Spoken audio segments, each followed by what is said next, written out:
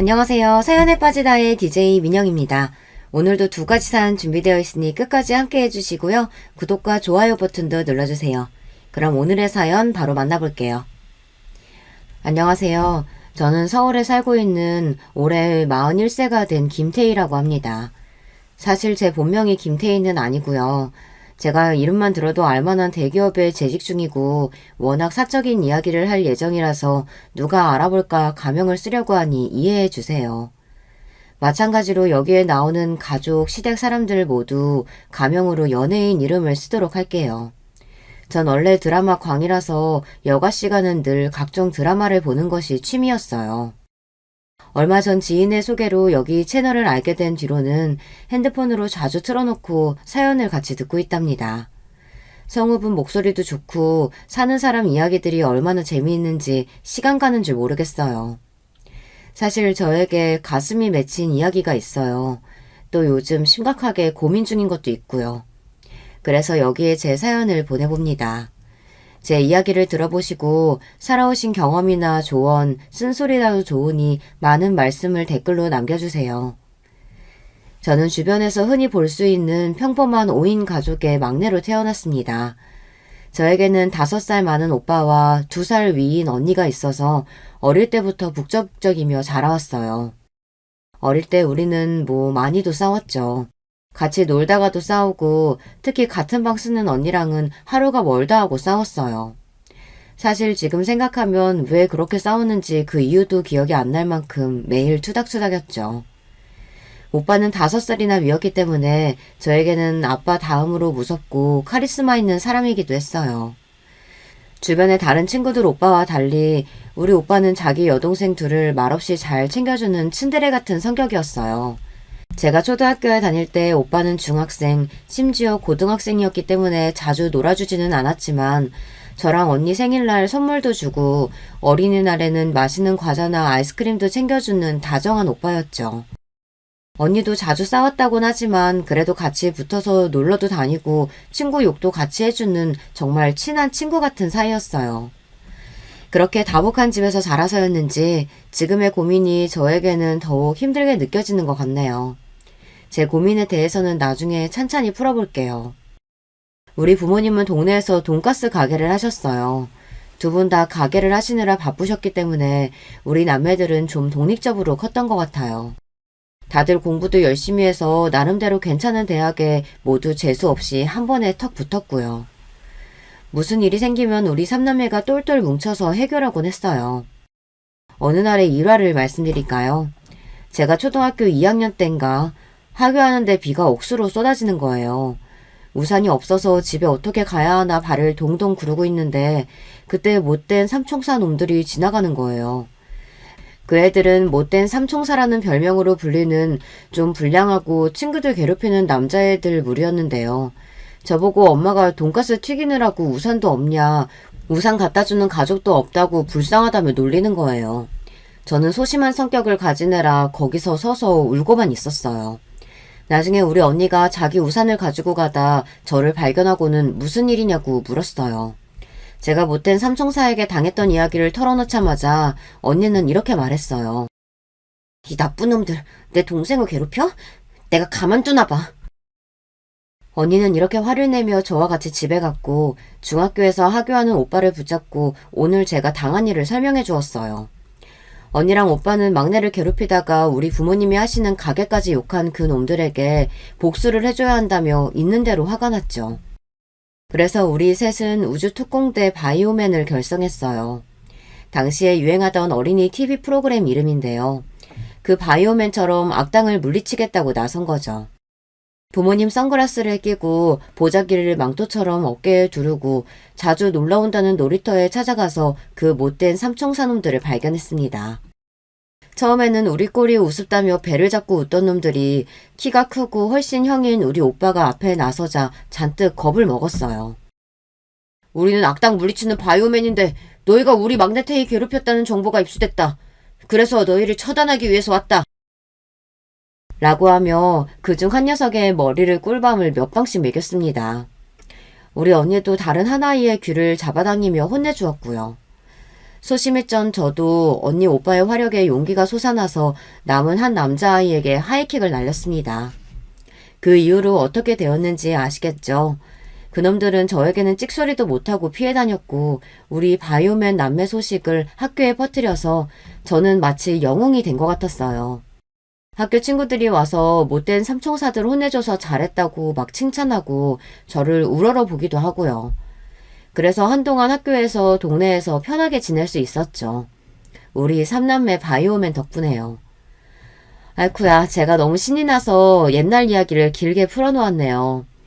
그렇게 평범하지만 잘 지냈던 우리 가족에게도 하지만 시련은 찾아왔어요. 제가 대학교를 입학하던 해에 우리 엄마가 암 선고를 받게 되신 거예요. 우리 엄마가 암이라니, 드라마에서나 보던 그런 일이 나한테도 일어나다니. 저는 이 현실을 받아들이기가 힘들었습니다. 엄마의 몸에는 혈액암이 자라고 있었습니다. 악성암이라고 불리는 그런 치유가 어려운 암이었죠. 엄마의 몸에는 다른 일반적인 암처럼 장기의 암세포가 덩어리처럼 있는 것이 아니라 혈액이나 임파선 그리고 골수까지 암조직이 퍼져 있었던 거예요. 엄마는 선고를 받은 날부터 병원에서 항암 치료를 받으셨습니다. 하지만 항암 치료는 날이 갈수록 엄마의 생명력을 갉아먹는 느낌이었고 엄마는 날이 갈수록 수척해지시고 생기를 잃으셨어요. 게다가 엉덩이와 허리 쪽 관절 부위에 극심한 통증을 느끼셔서 진통제를 보통 자주 맞아야 하는 것이 아니었습니다. 그렇게 투병하신 지 1년도 채 되지 않아서 엄마는 하늘나라로 가시게 되었어요. 갓 20이 된 저는 친구들은 대학교 새내기로 한참 놀러 다닐 시기에 엄마의 간병을 도왔습니다. 하지만 엄마가 그렇게 가버리시니까 제가 더 잘해드릴 걸, 입맛도 없으셨는데 더 맛있는 것 좀 드시게 해드릴 걸, 이런 후회만 남았어요. 엄마가 떠나신 뒤로 우리 가족은 모두 짚은 슬픔에 갇혔습니다. 아버지는 엄마 장례 이후에도 돈가스 가게를 하셨지만 아무래도 힘이 붙이신 모양이었어요. 너희들 다 취직할 때까지만이라도 내가 버텨야 하는데, 힘을 내야 하는데. 아빠는 최선을 다해 홀로 돈가스 가게를 장사하셨어요. 우리 삼남매 다들 대학 졸업시켜야지, 또 결혼도 해야지. 아빠의 가장으로서의 책임감은 너무 무거우셨을 것 같아 안타까웠어요. 우리 자식들은 그런 아버지를 생각하며 더 열심히 공부하고 취직 준비를 했습니다. 당시 우리 오빠는 공기업 준비를 하고 있었는데요. 7급 공무원 시험 준비를 병행하여 정말 열심히 공부에 매진하더니만 당당히 세무 공무원으로 합격하였어요. 그리고 언니는 당시 졸업반이어서 이력서를 열심히 쓰고 취업 스터디도 하며 노력한 끝에 졸업하자마자 바로 회사에 취업을 했습니다. 저도 우리 오빠 언니에게 질 수 없었어요. 엄마의 장례식을 치른 것은 고작 대학교 2학년이었지만 철없이 놀거나 시간을 낭비할 틈 없이 고등학생 과외를 하며 용돈도 벌고 각종 자격증 준비와 학점 관리도 열심히 했습니다. 덕분에 전 대학교를 졸업하고 아주 유명한 대기업에 입사할 수 있게 되었어요. 아빠는 엄마도 없이 혼자 돈가스 가게 하며 너희를 키운 보람이 있다고 말씀하시면서 너무나 기뻐하셨어요. 우리 남매들은 이제 다 돈을 버니까 아빠는 가게를 그만하셨으면 했죠. 내가 다 늙어서 옆에 내도 없는데 일이라도 없으면 뭐 하겠니? 몸이 허락하는 난 이 일 하련다. 니네도 내 걱정 말고 너희들이 잘 살면 그게 효도인 거야. 이렇게 고집을 부리셔서 계속 가게를 운영하고 계셨어요. 저는 대기업의 연구원으로 입사를 해서 서울 집에서부터 수원까지 출퇴근을 해야 했어요.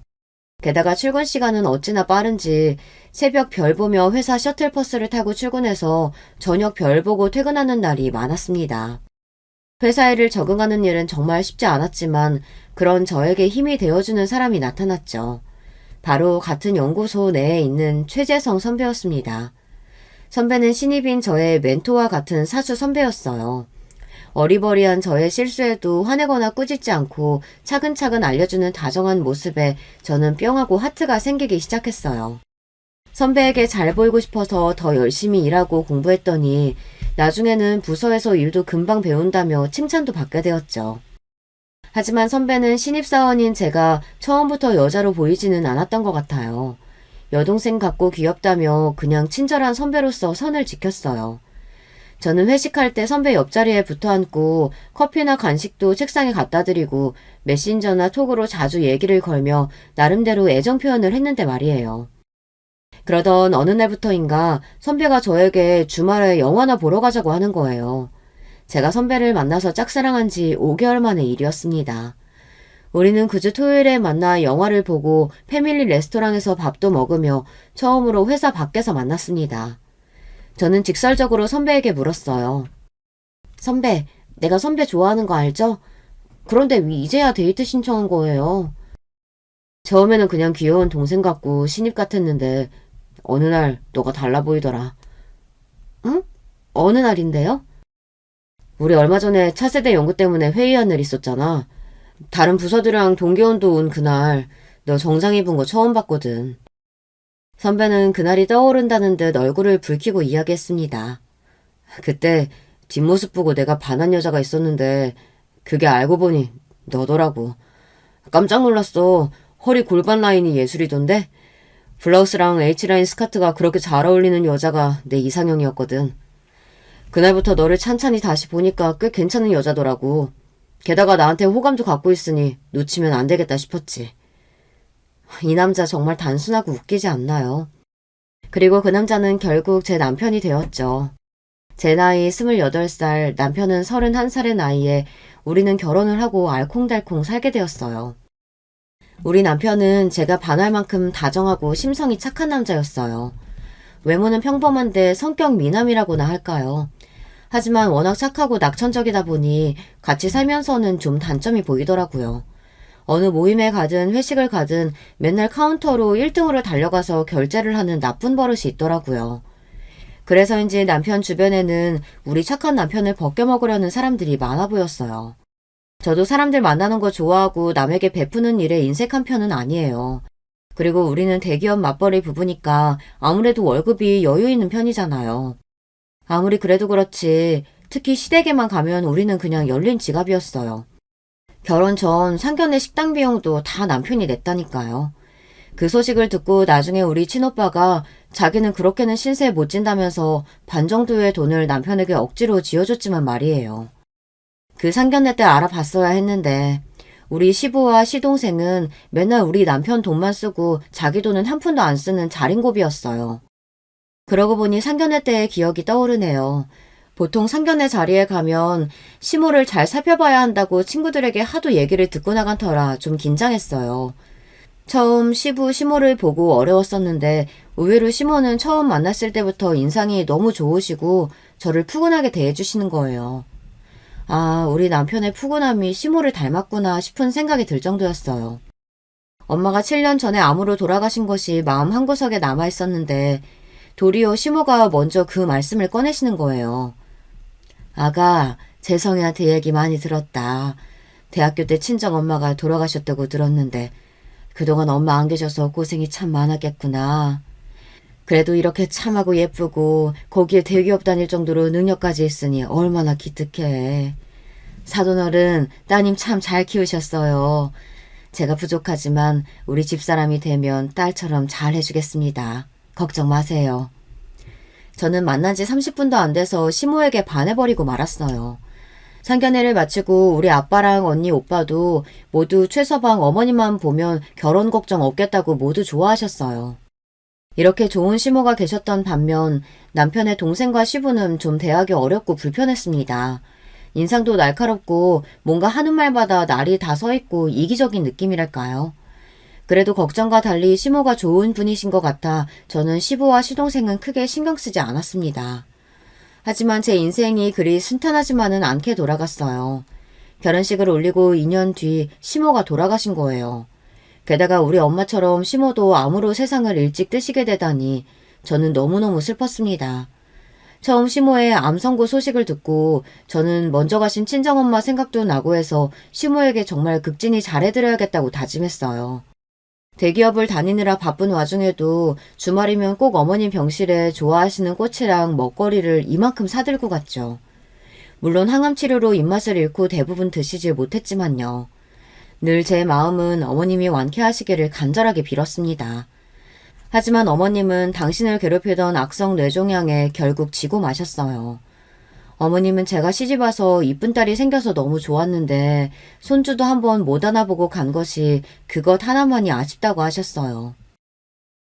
아기가 아직 없다고 조급해하지 말고 예쁜 아기들 낳고 우리 첫째랑 행복하게 살아주렴. 저에게는 이렇게 마지막 말씀을 남기시고 눈을 감으셨습니다. 사실 전 결혼해서 1년 동안 피임을 하고 있었어요. 그러다가 어머님의 암 소식을 듣고 나서 남편과 상의해서 아기를 갖기로 했죠. 그때 저랑 남편은 피임하지 않고 부부관계를 하면 금방 아기가 생길 줄 알았어요. 어머님이 잘못되시기 전에 우리 임신 소식이라도 듣게 되면 좋을 거라고 생각했는데 그것은 제 오산이었습니다. 우리의 임신은 그 이후로도 한참 오랫동안 저를 괴롭히게 될 줄 이때는 미처 몰랐거든요. 누군가 제 인생에 가장 큰 시련을 꼽으라고 한다면 단연코 나님이에요. 또 제 인생에서 걸림돌 같은 사람을 꼽으라고 한다면 시부, 시동생, 그리고 나중에 들어오게 된 동서까지 이 세 사람이 되겠네요. 먼저 지금도 저의 큰 고민이자 가슴에 한이 되어버린 나님 이야기를 해보려고 합니다. 시모의 암투병기부터 우리 부부는 임신을 시도했지만 왜인지 잘 되지를 않았어요. 자연스럽게 지내다 보면 저절로 생기겠지라고 생각할 수 없었던 이유는 주변의 이야기 때문이었습니다. 우리처럼 30대에 들어선 신혼부부들 중 30% 정도가 난임으로 고민하고 있다고 하더군요. 제 주변 분들 중에서도 시험관 수술이나 난임 클리닉을 선택하는 부부들이 심심치 않게 있었고요. 막상 우리 부부도 임신을 시도했으나 6개월이 지나도 착상이 안 되니 더 늦기 전에 적극적으로 치료를 받아야겠다고 결정했습니다. 사실 남편은 워낙 낙천적인 성격이라 별 생각이 없었지만 제가 조급해져서 결정했다는 표현이 더 정확하겠네요. 강남의 유명한 병원에서 배란일 초음파를 보고 날짜를 받아 서너 번 시도를 했는데 막상 결과는 실패였어요. 병원에서는 제 난자가 잘 자라지 않는 편이라고 설명했습니다. 이렇게 되고 보니 조바심이 생겼어요. 조금 더 기다려봐야 하는지, 이럴 때는 바로 시험관 시술로 들어가야 하는지 고민되는 순간들의 연속이었습니다. 그리고 좀 부끄러운 이야기지만 신혼 때는 눈만 마주치면 불타올랐던 우리 부부의 관계도 막상 날짜를 받아서 숙제처럼 해야 하고 또 생물학적 능력치를 조금씩 업무적으로 챙기다 보니 오히려 전보다 횟수가 줄었던 것 같습니다. 점점 그 부부관계에 대한 열정적인 마음도 식은 것 같아요. 여자인 저도 그렇지만 남자인 남편에게 더 그런 느낌이 들었습니다. 이러다가 부부 관계를 하지 않는 무늬만 부부가 되는 건 아닐까 불안함도 생겼어요. 그리고 시모의 간병과 장례 등을 치르며 마음 아픈 시기였고 이 과정에서 시부와의 불미스러운 일들을 겪어야 했어요. 지금 생각해보니 그 시기가 임신하기에 좋은 환경은 아니었던 것 같네요. 그래서 우리 부부는 일단 난임 클리닉을 1년 넘게 다니다가 잠시 중단해야 했습니다. 시부는 저에게 일종의 바람 캐릭터 같은 분이었습니다. 왜 드라마에서 남들 괴롭히고 답답하게 만드는 고구마 100개 먹이는 그런 사람 있죠. 시집온 그 뒤로부터 자기중심적인 성격과 이기적인 시부를 사실 전 마음속으로 멀리했어요. 하지만 마음으로 거리를 두더라도 며느리 할 도리하고 미운 마음을 표내지 않으려고 노력해서 표면적으로야 별 다른 문제가 없었습니다. 아마도 시모가 계실 때는 시부의 꼬장꼬장 성격을 좀 커버해 주셨던 것 같아요. 하지만 시모가 아프셔서 병간호를 해야 할 사람이 필요한데 가장 적극적으로 나서야 할 남편이라는 사람은 병원에 있으면 자기도 아파서 곧 죽을 것 같은 기분이라는 핑계로 간병인에게 맡기고 자신은 모임이며 취미생활로 이전처럼 살았습니다. 정말 이기적이지 않나요? 이런 모습을 보니 솔직히 시부가 우리 아빠와는 너무 다른 인간이라는 걸 깨닫고 존중하고 싶은 마음이 싹 사라지더라고요.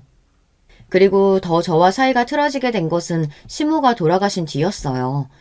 시모가 해주시던 집밥부터 청소, 세탁, 그리고 자신의 심부름까지 회사를 다니느라 바쁜 제가 해주기를 원하는 겁니다. 본인 돈도 있고 상황이 이렇게 되면 아무리 연세가 드신 남자라고 해도 그렇지 어느 정도 본인 앞가림은 하려고 노력해야 하잖아요. 이미 오래전부터 혼자가 되신 우리 친정아빠는 자식들에게 맡기기 싫다고 엄마가 가신 뒤로는 생전 안 해본 빨래며 집안일도 혼자서 해오신 분이에요. 그런데 시부가 주말에 밀린 시댁 집안일을 시키셔서 가보니 글쎄 자기 팬티까지 아무렇게나 던져놓고 있는 거예요. 며느리가 시부의 팬티까지 빨아준다는 게 너무 어이없지 않나요? 정말이지 정이 딱 떨어지는 순간이었어요. 제가 기함한 모습을 본 남편은 시부를 설득했습니다. 아버지, 아무리 자식이라도 며느리는 다른 집안에서 자란 사람이에요. 어떻게 아버지 빨래나 청소를 엄마처럼 해드릴 수 있겠어요. 게다가 아시죠? 아버지가 맨날 자랑하시는 그 회사 다니는 커리어 우먼입니다. 이런 일은 제가 도우미 아주머니 구해볼 테니까 거기에 맡기시고 돈을 주고 시키시는 게 어떨까요? 저희가 도와드릴 부분은 도와드리겠지만 엄마 계실 때처럼 똑같이는 어려우니 마음 좀 돌려주세요. 애패는 없는 서름도 기막힌데 이제 자식들도 남처럼 구냐? 에휴, 내가 죽어야 니들이 그때서야 통곡하고 반성을 하지. 결국 남편은 자기가 따로 모으는 개인 용돈으로 아버님의 집안일 도우미 분 월급을 드리는 것으로 합의를 보았습니다. 도우미로 시부댁 집안일을 해결했다고 해도 한 달에 두세 번은 찾아뵙고 건강이며 각종 불편함을 해결해 드리고는 있지만 말이에요. 사실 시부는 우리나라 60대 남자치고는 지병 없이 건강하시고 가진 돈도 적지 않습니다. 시부모 두 분이서 순댓국 장사를 오래 하셨는데 꽤 장사가 잘 되신 편이었다고 하네요. 두 분은 가게를 30년 넘게 하셨지만 시모가 아프시면서부터 운영하기가 어려워서 결국 가게를 다른 사람에게 넘기고 정리했어요. 그래서 살고 계신 아파트는 대출 하나 없는 자가이고 순댓국집 상가도 갖고 계시고 은행에 넣어둔 현금만도 10억은 될 거라고 얼핏 들었거든요. 그럼 본인이 혼자 살면서 얼마나 넉넉한 경제 상황인가요? 도우미 비용 정도는 일도 아니죠. 그런데 자기가 필요로 하는 일은 다 우리 남편이 해줬으면 하는 그 심보. 저는 그런 게 참 얄밉더라고요. 우리 부부는 대기업 맞벌이라고는 하나 월급쟁이 신세라 전셋집 하나 있을 뿐이니까요. 그렇게 자기 돈은 아껴서 차 바꾸고 취미활동한다고 사들이는 악기도 매번 바뀌시는 것을 보면 자기에게 쓰는 돈은 아깝지 않은 모양이죠. 어쨌든 누가 봐도 부러운 은퇴 생활을 즐기고 계세요. 그뿐인가요? 여자친구들도 만나는 모양이에요. 그런데 제가 정말 시부가 싫은 것은 시모가 가신 뒤부터 본격적으로 하시는 잔소리였습니다. 네 시애미는 아들 둘 결혼하자마자 턱 나왔어. 즉 무슨 말이냐 하면 우리 최씨 집안 씨에는 문제 없다 이 말이야. 그런데 너는 왜 아직도 아들을 못 낳느냐 말이다. 요즘 세상이 좀 좋냐? 네 몸에 문제 있으면 얼른 치료든 뭐든 하란 말이야. 이렇게 아들 손주 못 낳는다고 타박을 하는 거 있죠. 아니 자기 아들 씨는 자기 씨부터 문제라고는 생각도 안 하는 것 같아요. 아버님 저희 난임 클리닉 다니고 있잖아요. 노력하고 있는데도 안 돼서 저희도 속상해요. 난임 클리닉 비용도 적지 않은데 이제 더 다니다가 보험 적용 안 되면 그때 아버님께서 도와주셔야 돼요. 아버님 자손이잖아요. 이렇게 돈 달라는 얘기 꺼내야 입을 꾹 다물고 잔소리를 멈추십니다. 돈 주기는 그렇게 아까운가 봐요. 아무리 자식이어도 말이죠. 이렇게 저를 괴롭히는 시부에 이은 두 번째 인물이 있습니다. 바로 시동생 최태성이에요. 저보다 1살 어린 시동생인데 남편과는 성격이 영 딴판이에요. 어릴 때부터 하라는 공부는 안 하고 밖에서 사고치고 다니는 문제아였던 모양이에요. 군대에 다녀와서 헬스를 열심히 하더니 그쪽에 관심이 생겨서 부모님 도움으로 헬스장 하나를 차려 하고 있어요. 시동생도 시부처럼 자기한테 쓰는 돈은 안 아끼는데 남의 돈은 좋아하는 타입이었거든요. 헬스장 수입이 있는데도 이날까지 한 번도 밥이나 커피 사는 걸 못 봤어요. 가족 외식이나 부모님 챙기는 것은 다 우리가 알아서 하고요. 시동생은 정말 참여만 하는 거 있죠. 그런데 어찌나 말은 또 이쁘게 하시는지.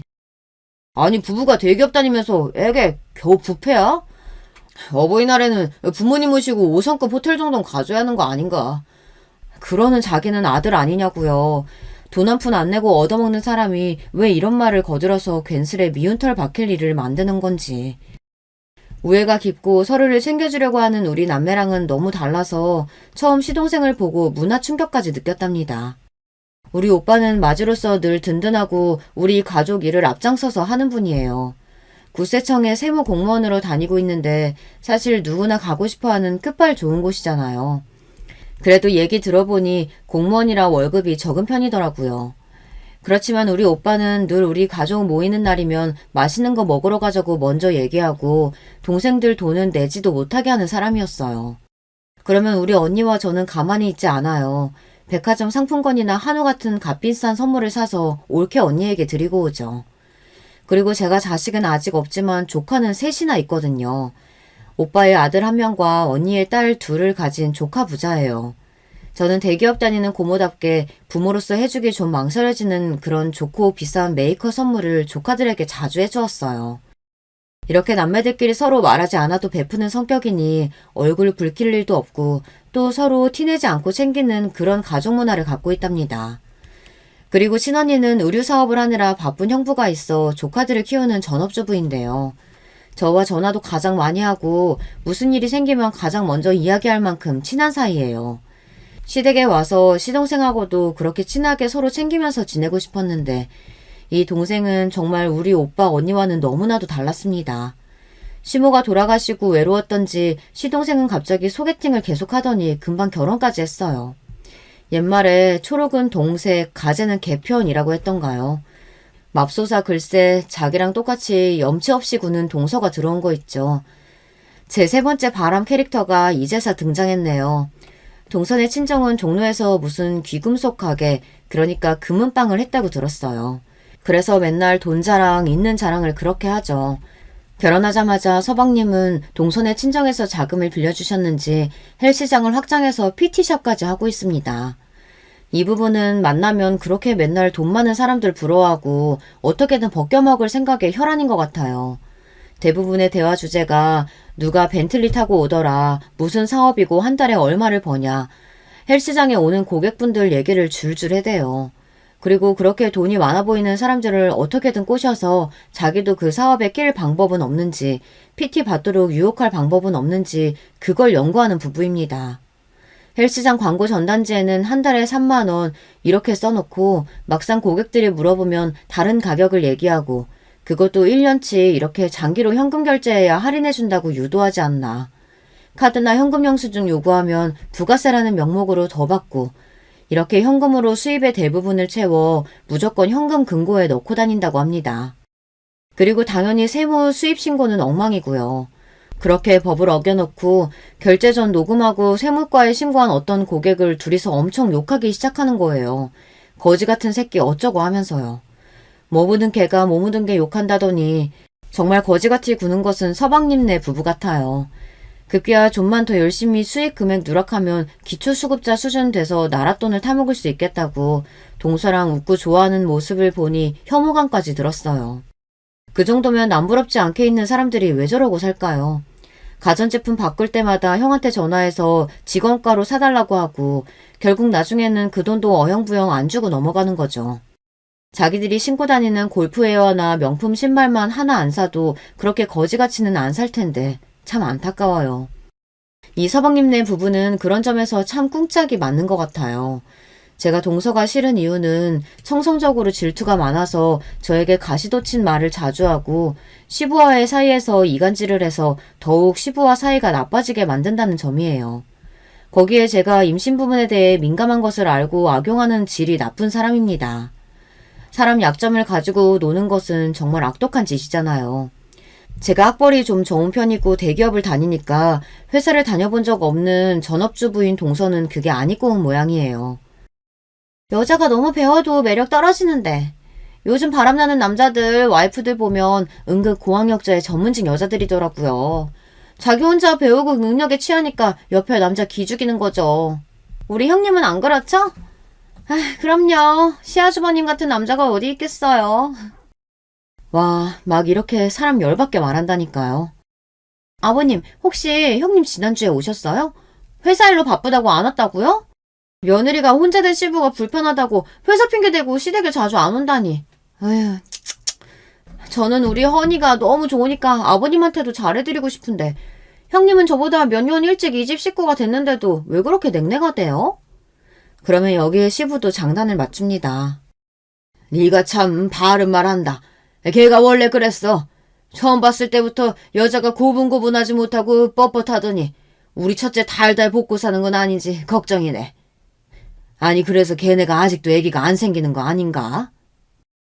지난번 제가 들었던 동서와 시부의 대화가 이러했습니다. 정말 수준 이하의 사람들끼리 모여서 저를 까는 재미가 좋은가 봐요. 화가 나는 걸 넘어서 정말 너무 사람들이 저속해 보여서 도무지 정이 안 붙고 대하기가 힘드네요. 거기에 동서는 제가 아기를 가지 못한 것이 유일한 약점이라고 생각하고 툭하면 애 없는 서름을 안겨줍니다. 형님, 저랑 우리 허니는 정말 툭하니까 짠하고 애기가 생기던데. 돈 좀 더 벌면 둘째 갖고 싶어요. 그 전에 생겨버릴까봐 걱정이라니까요.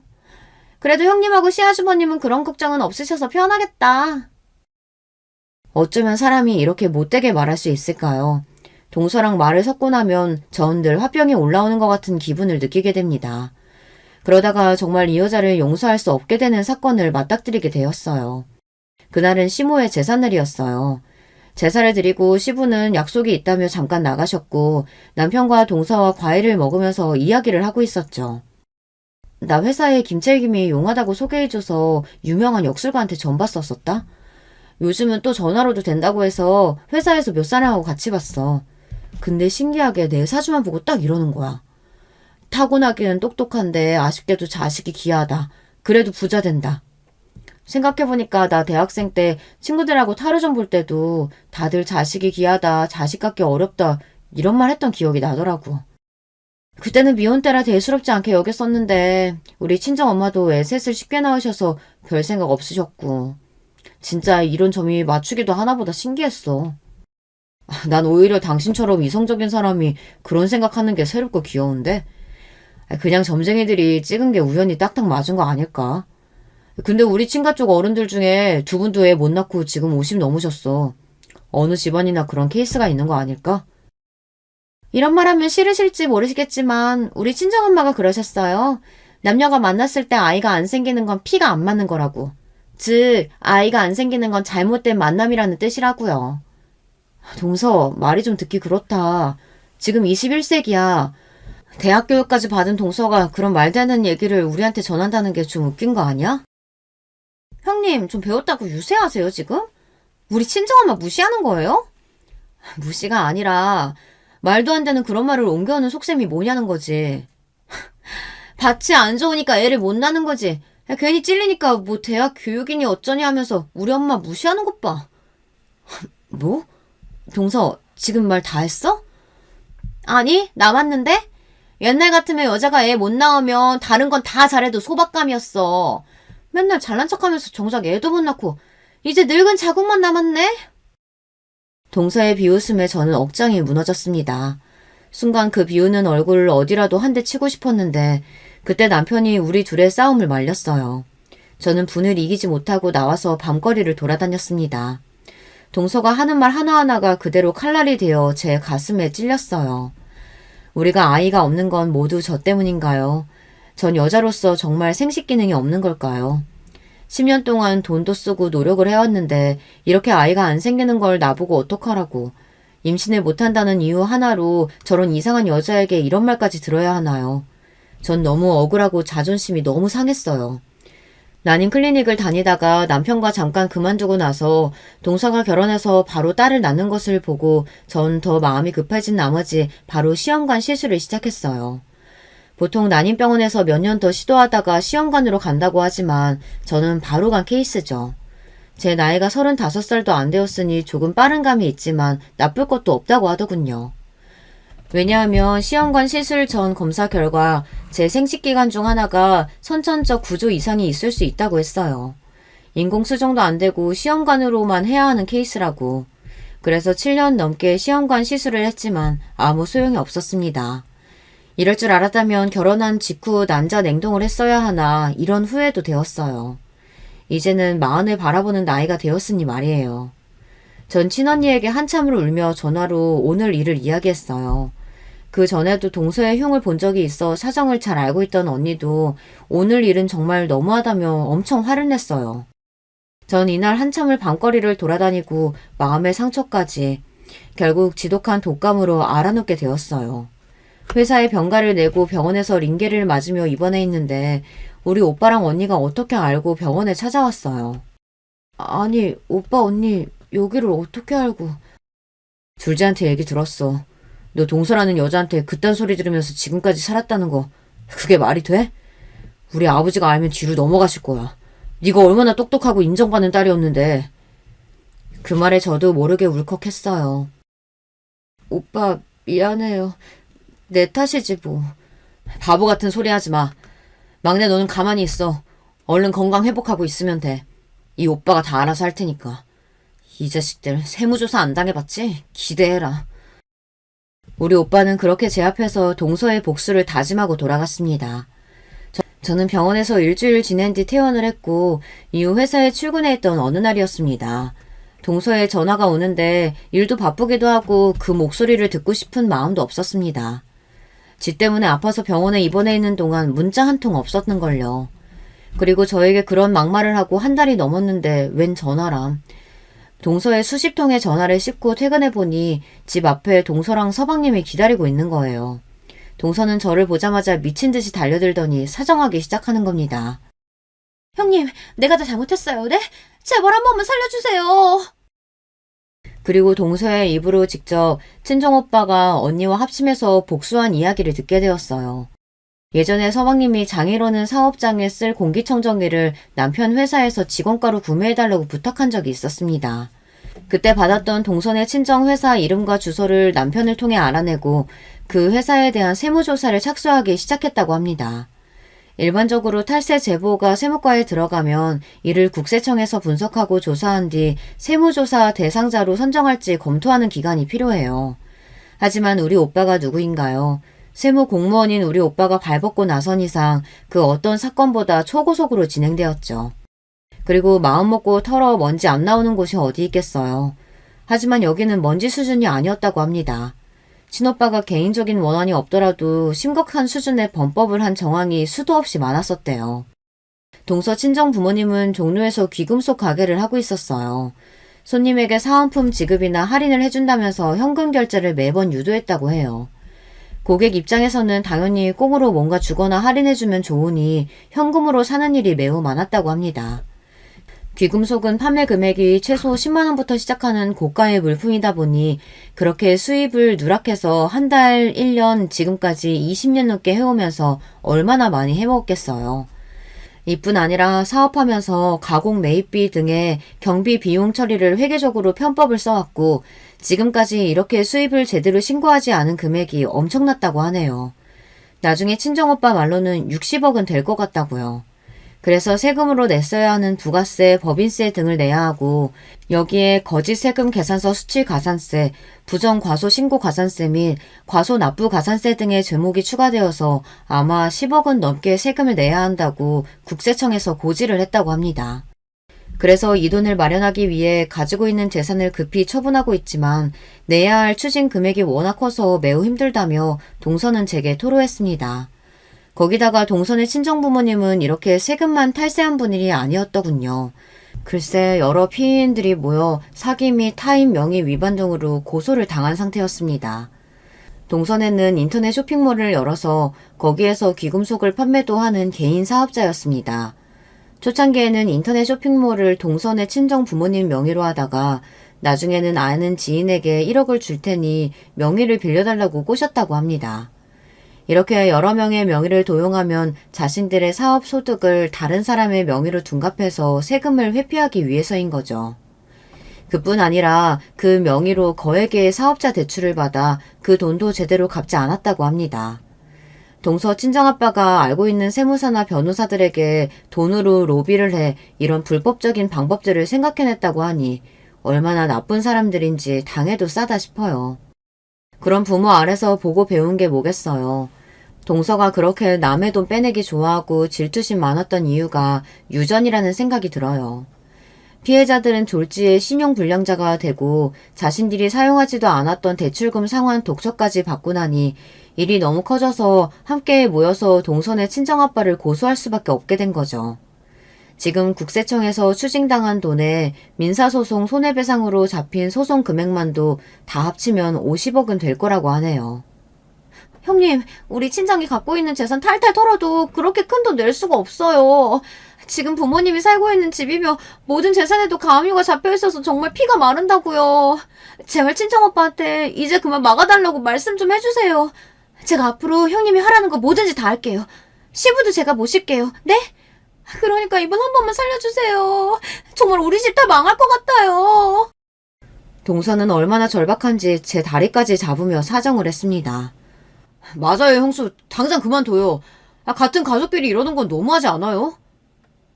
서방님이랑 동서는 같은 가족인데 왜 저한테 비수꼬는 말을 해온 거죠? 서방님네가 하는 헬스 PT샵도 문제가 많다죠. 피트 선생님들 경력 위주에서 홍보해놓고 최저 시급에 가깝게 돈 주고 그마저도 급여 떼어먹어서 노동청 신고가 엄청나다면서요. 그리고 동선에 못지않게 고객들한테 현금 거래로 꼬셔서 탈세한 금액이 과연 얼마나 될까요? 동서 말만 듣고 일 막으면 서방님네 가게도 무사하지 못할 거예요. 따끔하게 한마디 하니 서방님은 얼굴이 사색이 돼서는 그대로 내빼버렸습니다. 아니, 이제 우리 헬스장까지 건들겠다는 거예요? 남의 눈에 눈물 나게 했으면 자신들은 피눈물 날 수 있다는 걸 알아야지. 동선의 부모님 사정은 너무 딱하지만 없는 일로 그렇게 당하는 것도 아니잖아. 따지고 보면 사업하면서 동선의 친정이 온갖 범죄 다 저지른 대가를 치르는 거야. 나랑 우리 친정 욕보여서 복수당한다고만 생각하지 말고 동선애가 정직하게 사업하지 않은 벌이라고 생각하는 건 어때? 뭐? 그래서 우리 집 망하는 꼴 기어이 보겠다는 거야? 아주 독한 년이네. 우리도 비싸고 능력 있는 변호사 써서 그 피해자들이라는 것들 고소할 거야. 지들이 돈 1억씩 받아놓고선 어디서 피해자 행세야. 그리고 지 동생 때문에 복수한 당신 오빠랑 국세청도 고소할 거야. 나랑 우리 아빠가 가만히 당하고 있을 줄 알아? 방금 전까지 순한 양이 되어 제게 뭐든 다 하겠다던 동서는 순간 하이에나같이 돌변했습니다. 저 모습이 동서의 진짜 모습이죠. 울고 빌던 모습은 가짜로 연기한 것이지 진짜 반성한 것은 아니었던 거예요. 저에게 여러 독서를 내뱉고 동서는 가버렸습니다. 제 복수 때문에 무슨 일을 당한 것은 아닌지 걱정된 나머지 친정오빠에게 전화를 걸었습니다. 하지만 우리 오빠는 모든 탈세자들은 저렇게 버티고 욕하며 오히려 자기들이 죄 없다고 더 나대는 법이라며 걱정 말고 기다리면 그들이 어떻게 끝나는지 보여주겠다고 저를 안심시켜 주었습니다. 부당한 탈세에 해당돼서 추징당하는 세금만 문제가 아니라고 합니다. 그들은 조세범 처벌법에 따라 탈세액의 2배 해당되는 벌금이나 아니면 3년 이하의 징역으로 형사처벌을 받게 될 거라고 했습니다.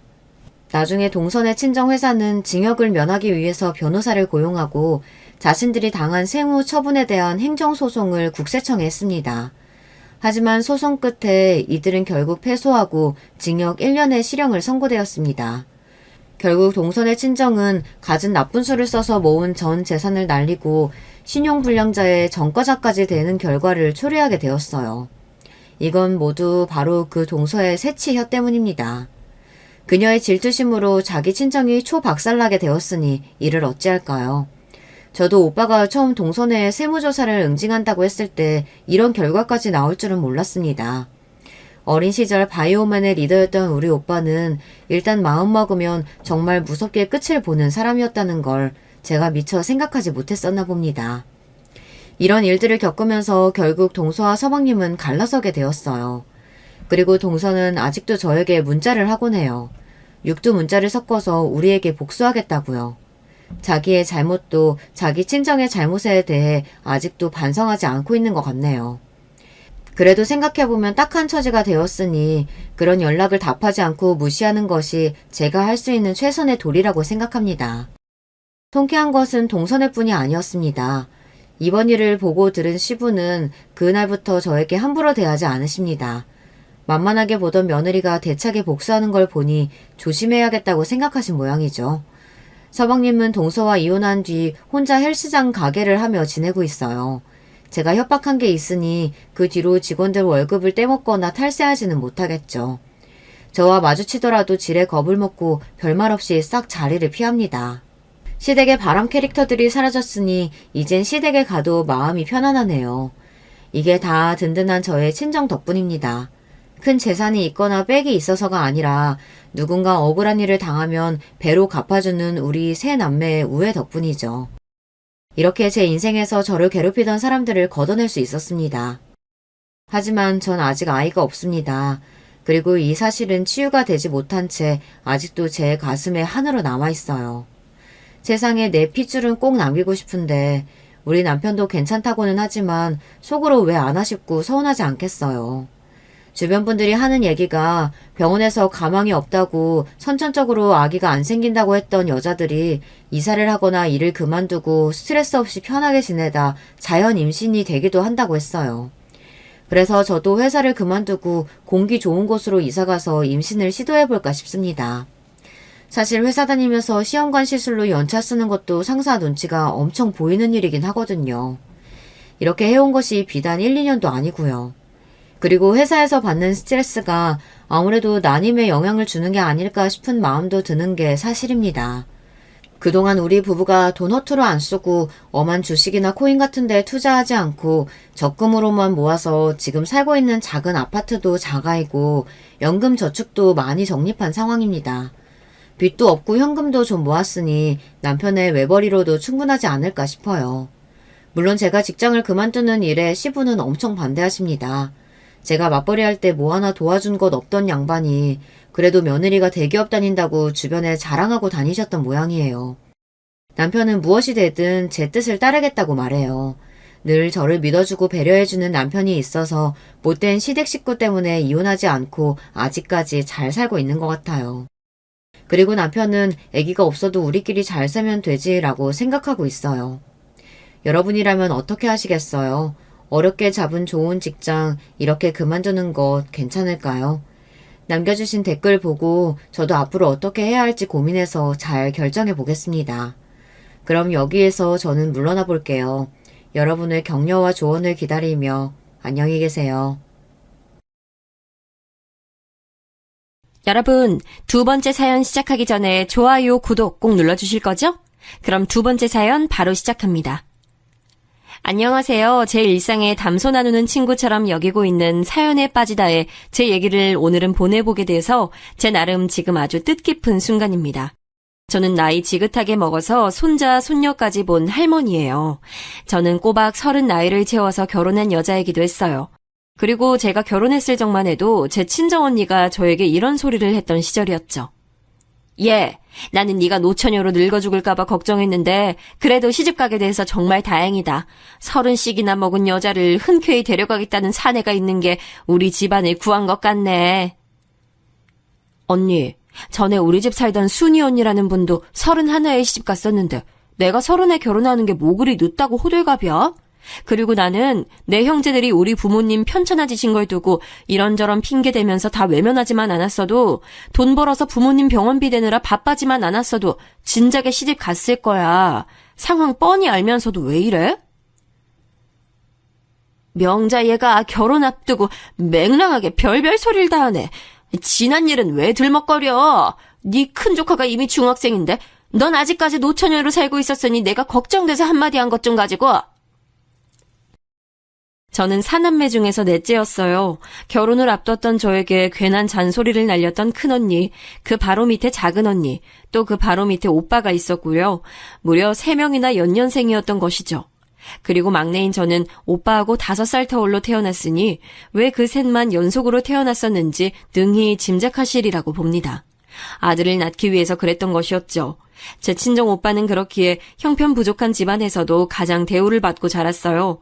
부모님이 오빠를 향한 편애가 이어지자 언니들은 서로 뭉쳐서 한 편을 형성했고요. 저만 낙동강 오리알 신세로 자랐습니다. 언니들은 중학교까지만 나왔고 오빠는 고등학교까지 나왔는데요. 이걸 두고도 언니들은 영 불만이었나 봐요.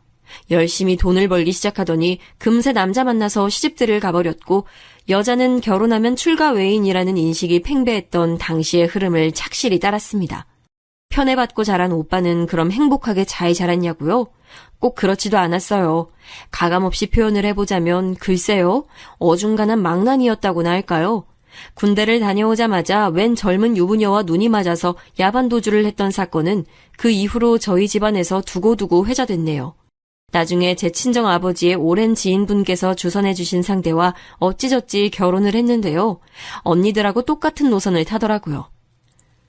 아버지 어머니가 나한테 해준 게 대체 뭐가 있어요? 옳게 베풀어 준 게 어디 하나라도 있냐고요. 아프고 힘들다 어쩌고 저쩌고 하면서 나한테 손 벌리지 마세요. 나는 내 가정 하나 건사하기에도 몹시 바빠진 사람이니까요. 명훈이 네가 어떻게 우리한테 이럴 수가 있니? 우리가 너를 얼마나 애지중지했는데 온갖 허물 다 감싸주면서 이날이 이때껏 키워왔는데 너는 늘 우리 아픈 손가락이었어 이거사. 누가 아픈 손가락 삼아달라고 했어요? 어머니가 뭐라고 하시든 저는 이제 개코도 신경 안 씁니다. 제 친정엄마가 충격과 배신감으로 쓰러졌던 모습을 저는 눈앞에서 직접 봤죠. 그러면서 오빠는 금수만도 못한 놈이구나 이런 생각을 했었어요. 저희 친정 부모님이 그 시기에 건강이 나쁘셨어요.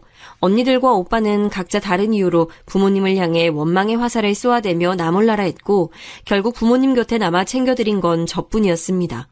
혼자서 사회생활과 집안일까지 병행하려니 죽을 맛이었고 한 분이 입원이라도 하시면 병원 생활까지 제가 종종 해야 했으니 이런 판국에 연애가 뭐고 결혼이 뭔가요. 하루하루 살기에도 바빴는데요. 저는 제 남편과 멋지고 운명적인 연애를 통해 결실을 맺은 건 아니었고요. 저도 상대도 서로 결혼하기에 차고 넘치는 나이였고 서로 지지부진한 집안 수준도 비슷했고 그런 연유로 곁다리 지인을 통해 만나 결혼하게 됐습니다. 남편은 애석하게도 썩 그리 좋은 사람은 아니었어요. 결혼 자체가 나긋나긋하지 않았고 약간 다혈질적이었죠. 나이는 저보다 2살 위였고 그때까지 남편이 결혼을 하지 않고 있었던 이유는 저와 비슷했습니다. 가족들을 위해서 사느라 그랬어요. 꼭 저처럼 남편도 사남매 집안이었어요. 저는 막내인 반면 남편은 셋째였는데요. 실질적으로는 장남이었답니다. 형제들 중 첫째인 아주버님께서는 원래 출생 당시부터 한쪽 다리가 좀 불편하셨는데 엎친 데 덮친 격으로 자전거 사고를 당하셔서 눈에 띄게 다리가 더 불편해지셨어요. 통증 때문에 일상에 어려움을 겪으시는 경우도 잦았고요.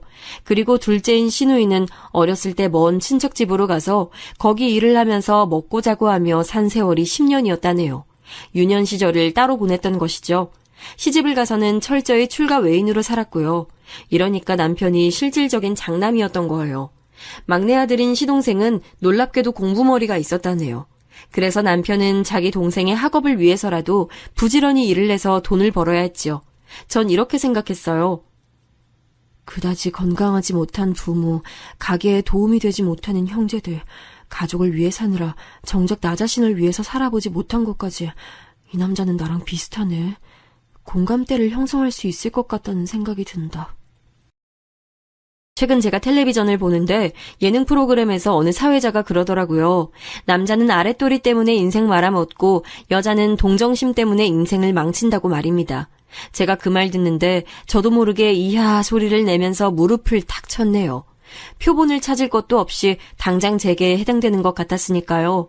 자식 셋 낳고 이어갔던 결혼 생활은 결코 녹록지 않았고 남편은 갈수록 독불장군이 되어갔습니다.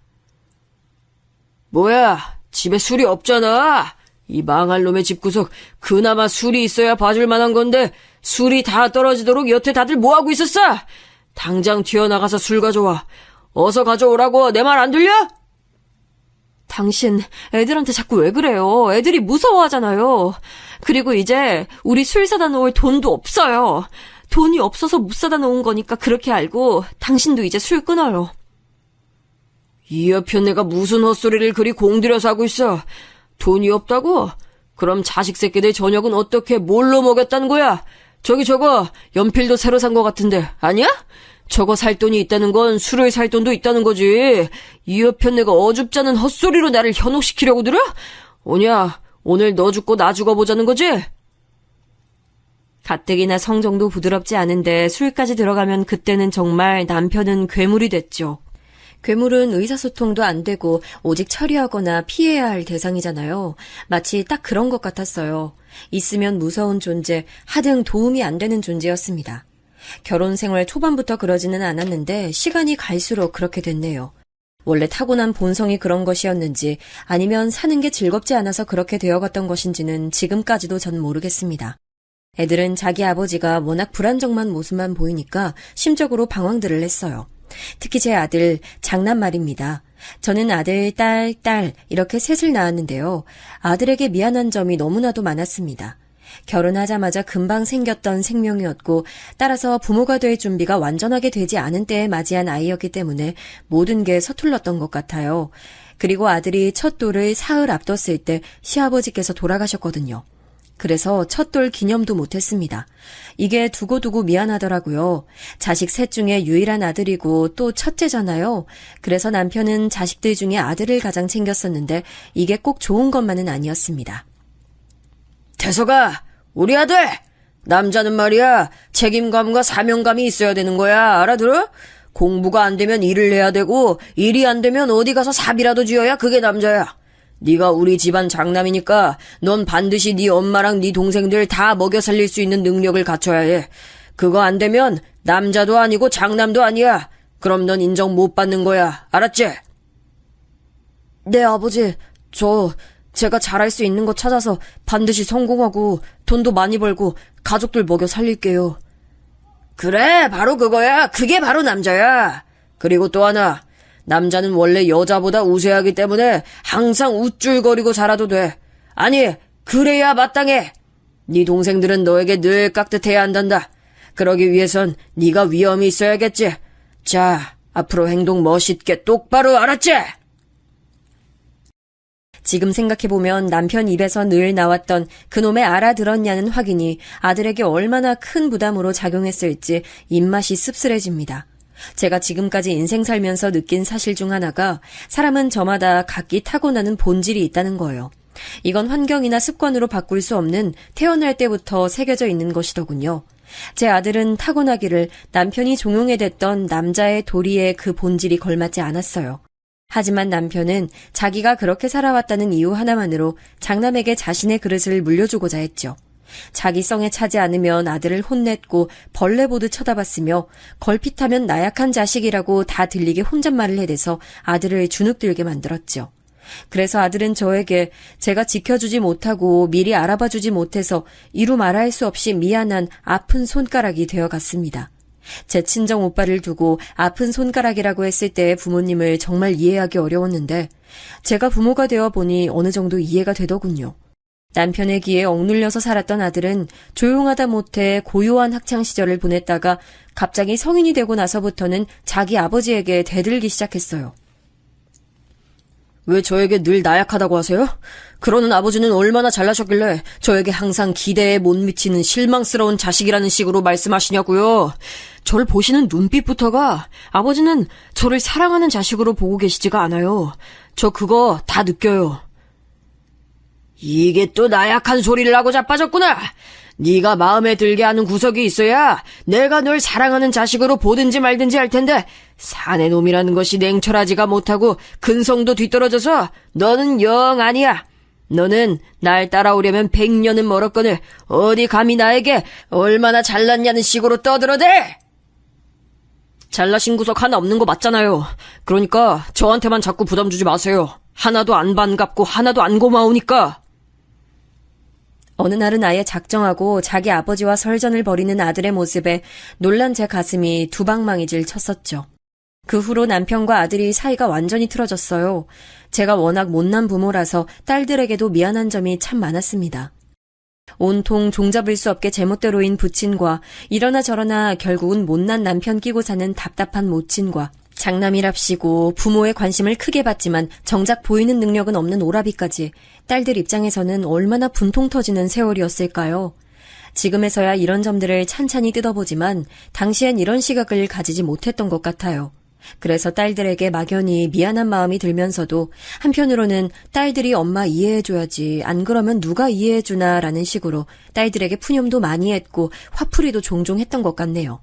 이런 딸들이 고맙게도 다 잘 자라줬어요. 각자 결혼도 잘했고요. 큰딸은 저희 맞사위가 경기도 사람이긴 한데 그 사촌들이 대구에 몇 명 살고 있었어요. 그래서인지 그쪽에 직장을 잡아서 일을 한 적도 있었는데 나중에 창업을 거기서 했습니다. 식당을 연 것이었죠. 저는 지방 일의 문외한이라 잘 몰랐는데 대구 지역이 그렇게나 맛있는 곳이 많고 먹는 쪽으로는 기발하다고 하더군요. 그런 걸 잘 노렸나 봐요. 사위가 절치부심하여서 특수부위 고깃집을 차렸는데요. 처음엔 듣고서 걱정부터 앞섰죠. 일반 갈비집, 삼겹살집이 아니라 특수부위만을 판매한다고? 좋아하는 사람들이야 있겠지만 그게 널리 인기가 있을진 모르겠네. 꼭 그렇게 특이한 걸 해야 한다는 건지. 엄마, 너무 걱정 마세요. 오히려 일반적으로 널린 가게들보다 경쟁력이 있을지도 모르니까 잘 될지 어떨지는 우선 최선을 다해 장사부터 해보고 걱정해도 늦지 않아요. 큰딸이 비록 남편하고 워낙 대면대면했고 아들하고는 사이가 좋지 않았으나 저 하나만은 어떻게든 챙기고 신경 쓰고자 하는 노력을 많이 보였어요. 제가 그걸 다 느껴왔기에 늘 고마웠습니다. 특수부위 고깃집은 다행히도 잘 됐어요. 아예 생계를 그걸로 잡고 큰딸도 같이 뛰어들었고요. 그러다가 사돈댁이 어쩌다 보니 대구 옆 바로 경산이라는 동네로 내려가시게 됐고 자연스레 큰딸은 자기 시댁 식구들과 어우러져 살게 됐습니다. 괜히 저는 소외되는 기분을 느꼈지만 절대 티는 안 내고요. 공교롭게도 작은 딸은 결혼한 뒤 대구보다 더 먼 지역으로 갔어요. 바로 제주도였습니다. 작은 사위가 제주도 사람이에요. 시집간 그곳에서 작은 딸은 손재주가 좋아서 이것저것 만들어 파는 일을 했어요. 그런 걸 소품 가게라고 한다 하네요. 일주일에 한 번씩 작은 딸은 저에게 전화를 해왔는데요. 늘 저에게만 안부를 묻기에 제가 아버지 근황은 안 궁금하냐고 물으면 작은 딸은 한숨을 쉬었죠. 엄마, 난 아직도 모르겠어요. 이혼이 어려우면 별거라는 선택지도 있는데 그렇게 미련할 만큼 견디며 엄마가 살아오셨어야 했는지. 우리끼리 집에서 도란도란 잘 있다가도 아버지 귀가하시면 분위기가 차가워졌던 나날들이 아직도 나는 너무 선명한걸요? 그렇다 해도 곧 죽어도 너희들 아버지고 내 남편인걸 그걸 어찌하겠니? 바로 이런 점이 답답하다는 거예요. 아, 됐어요. 괜히 이런 얘기 시작하면 또 쓸모없는 감정 소모만 하게 될 거라는 거 나도 이제 아니까. 엄마나 아버지 실컷 잘 챙기면서 지내세요.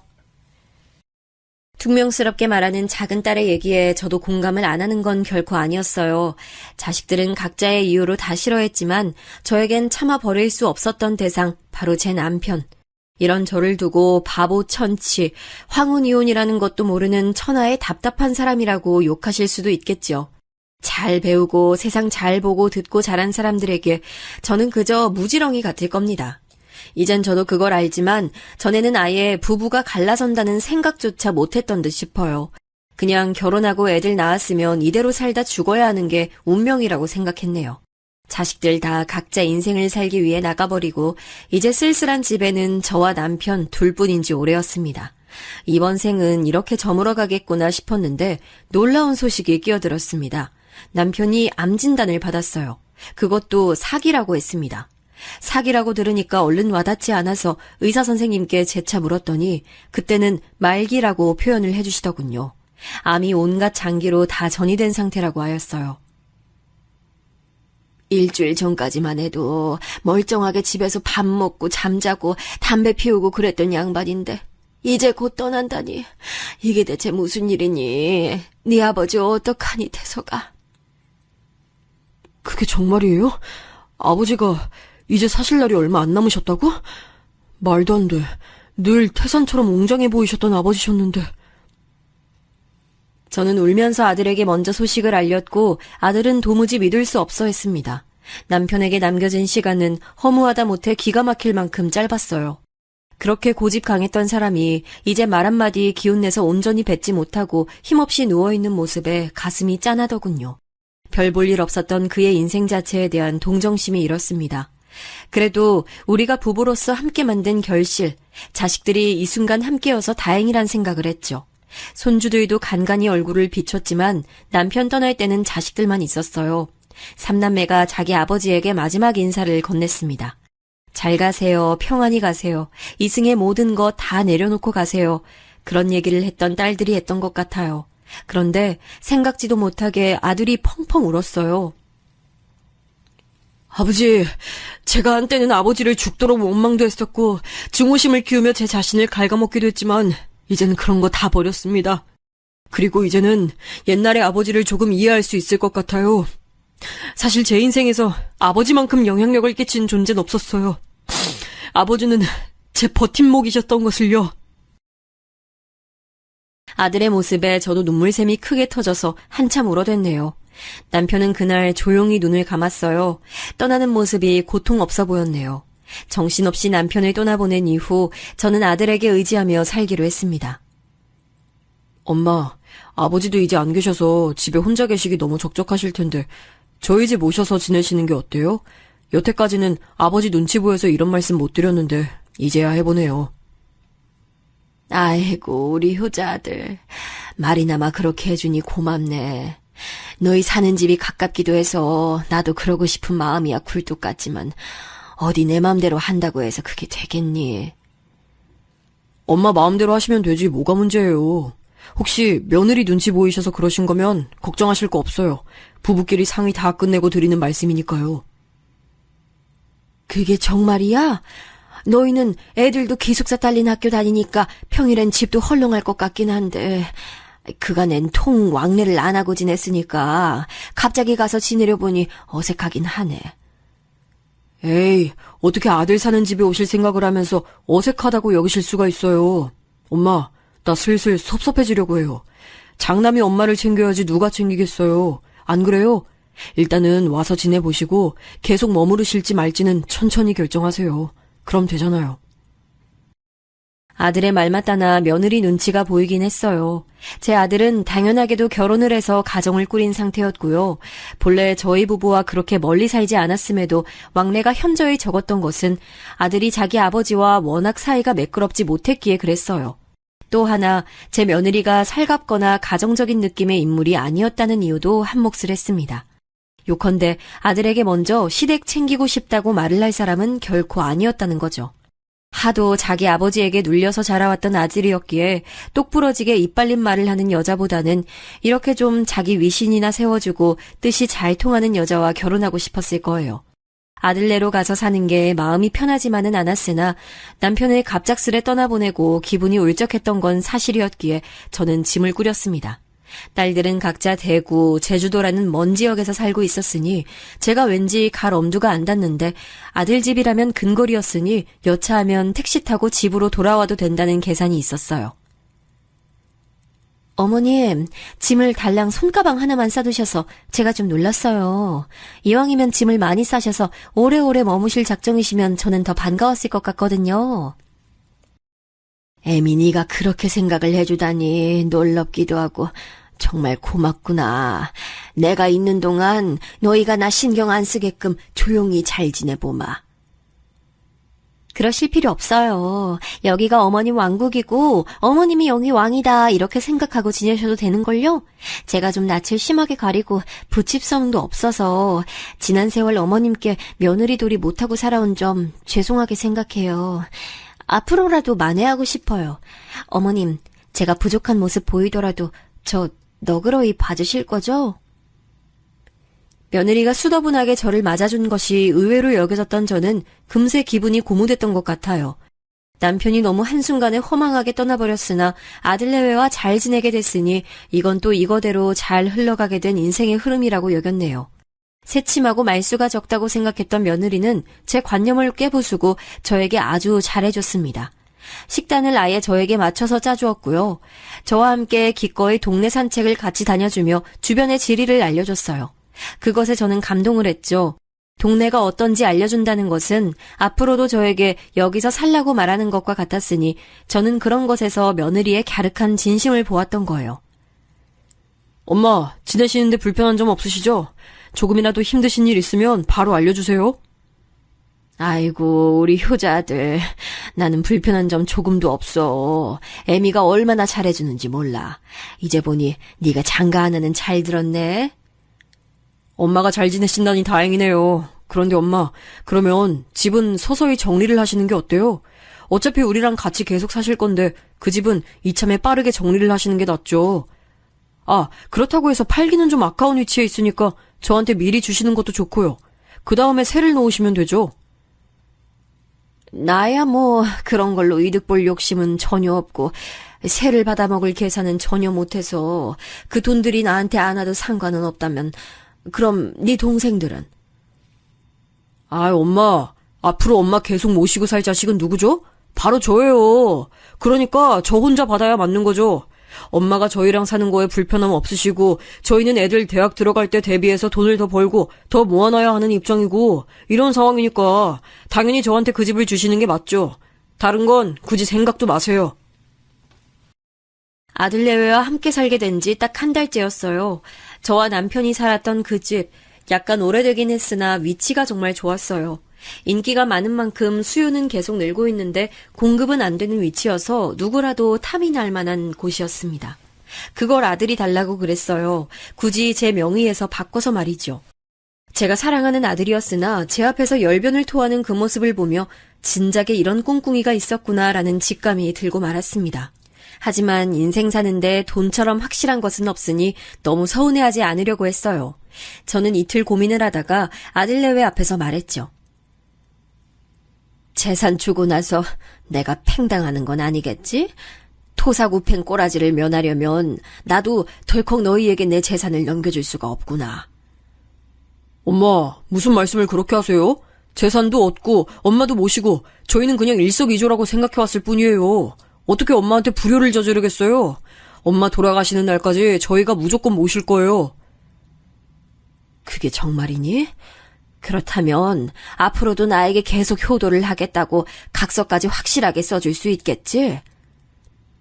제 말이 떨어지기가 무섭게 며느리가 벌떡 일어나더니 안방에 가서 뭔가를 가지고 왔어요. 종이와 볼펜 그리고 인주였습니다. 제가 죽는 날까지 모시고 살며 효도하겠다는 내용을 적은 뒤 서명을 하고 지장까지 빠르게 찍더군요. 옆에서 자기 차례를 기다린 아들 역시 며느리에 이어서 행동 개시를 했고요. 효도 계약서라고 적힌 맨 윗줄을 읽으며 저는 그 재산 아들에게 주기로 했습니다. 그리고 딸들에게 연락해서 대략적인 상황을 알려줬죠. 재산을 탐내지도 않을 딸들이었지만 어찌됐건 말을 해주는 게 맞다고 생각해서요. 그러자 딸들 짝이라도 한 것처럼 둘 다 코웃음을 쳤어요. 내가 그럴 줄 알았어요. 엄마가 거기 들어가셨을 때부터 이렇게 될 줄 짐작했죠. 엄마 알아서 하세요. 엄마, 언니랑 내가 왜 옛날부터 오빠를 안 좋아했는지 엄만 진짜 그 이유를 모르시는 것 같네. 아무튼 무슨 말씀이신지는 알았어요. 엄마가 원하시는 대로 하세요. 둘 다 진절머리를 치는 것 같아서 제가 좀 민망해졌습니다만 솔직히 그때 망설이거나 머뭇거리진 않았어요. 곧장 아들에게 그 재산 증여해줬습니다. 의심이 없었던 것 같아요. 아들내외 말 맞다나 아들내는 당장 돈이 있어야 할 상황이고 저는 그 돈 당장 쓸 생각이 없으니 서로에게 잘된 일이었다고 생각했죠.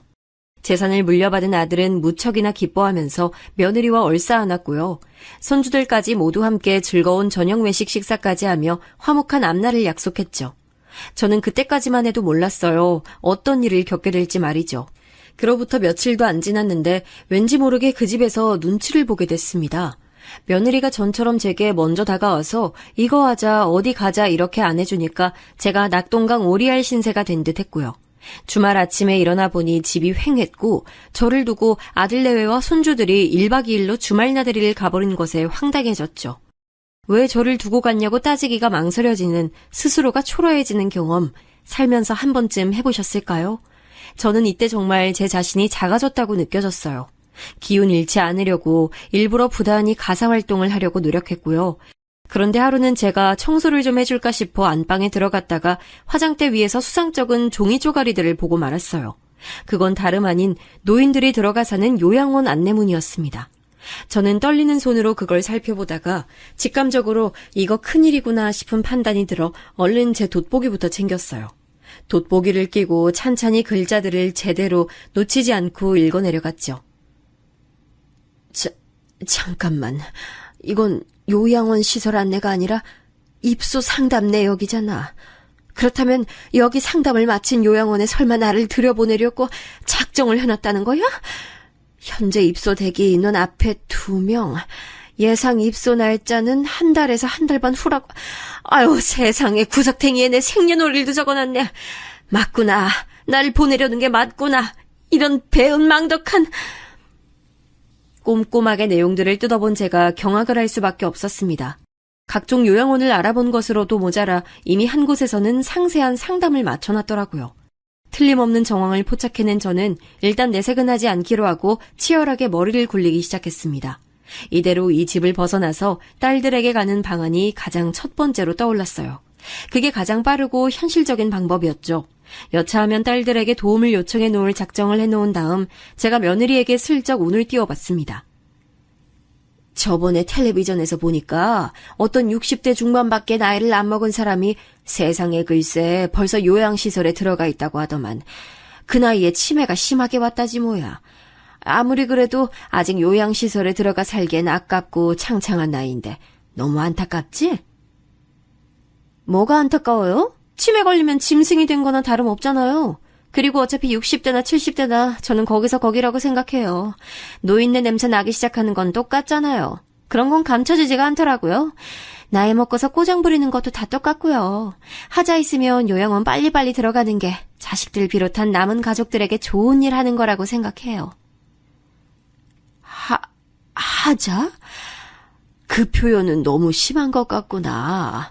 늙고 싶어서 늙은 것도 아니고 자연 섭리에 따라 그렇게 됐을 뿐인데. 그리고 내가 70대 노인으로서 네 지금 말 듣고 다니 그럼 난 이미 요양시설에 들어가고도 남았어야 했다는 것처럼 들려서 영 기분이 찝찝하네. 내가 너무 비꼬아서 받아들인 거니? 아니요, 똑바로 잘 받아들이신 건데요. 어머님 연세면 사실 애진작 요양원에 박혀서 침대에 팔다리 묶여 있었어야 맞는 거 아닐까 싶네요. 그런데 그 나이 되시도록 눈에 생기가 넘치셔서 모시는 입장에서는 좀 부담스러워요. 요양원에 집어넣기가 조금 민망해진다고나 할까요? 어머, 왜 그렇게 놀라세요? 에휴, 어머님 저 지금 농담한 거예요. 그냥 해본 소리라고요. 표정 푸세요. 며느리가 갑자기 비굴한 웃음을 지으며 상황을 무마했으나 저는 이미 요양원 상담 내역까지 본 마당이었기에 그 모든 말이 진심으로 들렸습니다. 왜 저의 의견은 일절 물어보지도 않고 멋대로 요양원을 알아본 것인지 이걸 따질 엄두가 안 나더군요. 저를 보던 며느리의 눈빛에서 싸한 기운을 느꼈기 때문이에요. 예전에 아들은 남편이 자기를 볼 때 가끔 벌레 보듯 한다며 분개했었는데 갑자기 제가 그것이 뭔지 알 것 같아지더라고요. 저를 보는 며느리의 눈빛에서 묘하게 벌레 보듯 하는 경멸의 분위기가 나더군요. 그리고 저도 아들이 분개했던 것처럼 똑같이 화가 났습니다. 모멸감이 느껴지더라고요. 그래도 며느리보다는 제 아들의 입을 통하는 게 더 확실할 것 같아서 지푸라기라도 잡는 심정으로 아들을 떠봤어요. 아들, 텔레비전에서 보니까 전라도 여수인가 어디에다가 큰 관광단지를 새로 조성할 예정이라네. 그거 완성되면 우리 아들이 나 데리고 가줄 거지? 내가 지방여행을 워낙 안 다녀봐서 그런지 상상만 해도 설레고 좋더라. 아, 글쎄요. 그런 게 뚝딱 만들어지는 것도 아니고 다 완공될 때쯤이면 엄마가 거동 어려워지신 상태가 아닐까요? 아휴, 너는 왜 벌써 그런 가정부터 하고 그러니? 당장 내년 여름에도 거기 가보면 뭐 하나 그럴싸하게 지어놨을 텐데 내년이면 괜찮지? 내년이요? 엄마한텐 너무 먼데요? 엄마, 마음 많은 이팔 청춘이신 거 알겠는데 이제 나이를 생각하셔야죠. 그 나이엔 원래 골방에 틀어박혀서 하루 내도록 있어야 정상인 거예요. 너 지금 나보고 골방에나 틀어박혀 있으라고 설마 그렇게 말을 하는 거야? 어떻게 그럴 수가 있니? 너도 그렇고 애미도 그렇고 요새 나한테 쌀쌀 맞은 거 내가 모를 줄 아나 본데 나도 다 알고 있어. 아, 재산 이미 물려주셨고 이빨 빠진 호랑이 되셨는데 그렇게 화를 내셔봤자 뭐 어쩌시려고요. 엄마, 그냥 제발 입 닥치고 조용히 계세요. 때 되면 좋은 곳 모셔다 드릴 테니까요. 시끄럽지 않고 아주 평화롭고 좋은 곳일 거예요. 아들이 표정은 부드럽게 꾸몄는데 비틀린 입가를 보니까 저를 한껏 비웃고 있더군요. 순간적으로 다리에 힘이 풀려 그대로 주저앉았습니다. 그 좋은 곳이 요양원이라는 것을 저는 알고 있었으니까요. 아들은 저에게 괜찮냐는 말 한마디 없이 한숨을 쉬며 방으로 들어갔어요. 아들이고 며느리고 간에 이것들이 아주 단단히 작당을 해놓았음을 분명히 깨달을 수 있었네요. 더 이상 지체할 수 없어서 큰딸에게 먼저 연락을 했어요. 너도 내가 이제 살 만큼 다 살았으니까 얌전히 죽음이나 기다려야 마땅하다고 보니? 엄마, 갑자기 전화하셔서 웬 뚱딴지 같은 소리를 내요? 치매가 오셨나 무섭게 왜 이러셔? 100세까지 사셔야지. 내가 그렇게 오래 살아도 되는 거니? 얌전히 아들 며느리가 하라는 대로 요양원에 들어가지 않아도 되는 거야? 뭐라고? 요양원? 오빠랑 세연이 진짜 미친 인간 아니야? 내가 그 두 사람 꼴 보기 싫어서 그 재산까지 욕심 안 부린 것도 있었는데 이런 식으로 뒤통수를 친다고? 이건 말도 안 되지. 큰딸은 당장에 이튿날 맞사위와 저를 데리러 왔고 그 이전에 작은딸이 화가 나서 아들에게 전화를 하고서는 따져 물었죠. 오빠, 우리한테는 엄마 돌아가실 때까지 책임지고 모실 테니까 그 집 포기하라고 그렇게 말을 하더니 어떻게 엄마를 당장에 요양원에 보낼 생각을 했어? 아, 엄마는 이상한 데서 눈치가 빠르시네. 대체 어떻게 알았지? 엄마를 요양원에 보내놓고 시간 좀 지나면 그 비용도 너희한테 청구할 작정이었는데 처음부터 일이 틀어졌네? 아니, 오히려 잘 됐나? 너희가 앞으로 돌아가면서 엄마 모시면 되겠다. 난 받을 거 받았으니까 이제 볼 일 없어. 제가 그 통화 내용을 문 뒤에서 가만히 듣고 있다가 억장이 무너져 내렸습니다. 저는 설마 아들이 이렇게까지 못난 놈일 줄 몰랐기에 처절한 배신감을 느꼈어요. 눈물을 흘리며 아들에게 말했죠. 나 아주 너미에게 그러고 싶든? 내 배로 너 길러서 낳았는데 눈에 넣어도 아프지 않을 자식이었는데 네가 어떻게... 너 네 아버지 돌아가실 때 보여준 모습을 보고도 내가 너 진짜 효자라고 생각했는데. 아버지 없으면 남은 엄마 살살 굴리는 거야 어렵지 않으니까 그런 계산도 살짝 넣어서 열심히 그때 울어봤죠. 엄마, 나한테 그 재산 넘겨주신 게 아까워서 이러시는 거면 너무 실망이에요. 이미 사실만큼 사셨으면서 너무 추하게 욕심 부리지 마세요. 전 이제 집사람하고 둘이 꿈에 그리던 퇴사 후 창업이라는 걸 해볼까 합니다. 바빠질 거라서 엄마 돌봐드리기 힘들어서 요양원에 넣으려고 했던 것뿐이니까 너무 그렇게 화만 내지 마시고요. 태연자약한 아들의 모습에서 희한하게 남편이 겹쳐 보이더군요. 못났고 배려 없는 모습, 이기적인 구석이 정말 닮아 있었어요. 저를 데리러 온 큰딸을 볼 낯이 없었습니다. 맞사위에게도 너무 면목 없었고요. 아들과 며느리는 뻔뻔하게도 큰딸과 맞사위 앞에서 말 한마디 하지 않고 딴청을 피우더군요. 대구로 내려가는 길에 차 안에는 한숨소리만이 가득했죠. 큰딸은 머리가 아프다는 듯 내내 인상을 쓰고 있었는데 저는 되려 차차 정신을 다잡게 됐어요. 딸들을 위해서라도 배은망덕한 아들에게 응징을 해주겠노라 결심이 들었거든요. 아들은 제 아픈 손가락이었으나 이제 건들 마음이 생기더라고요. 손가락이 아프면 치료를 하든지 해야지 그걸 그대로 안고 사는 게 바보 같았습니다. 큰딸 내로 작은딸이 황급히 찾아왔고 저는 딸들 앞에서 허심탄회하게 말했어요.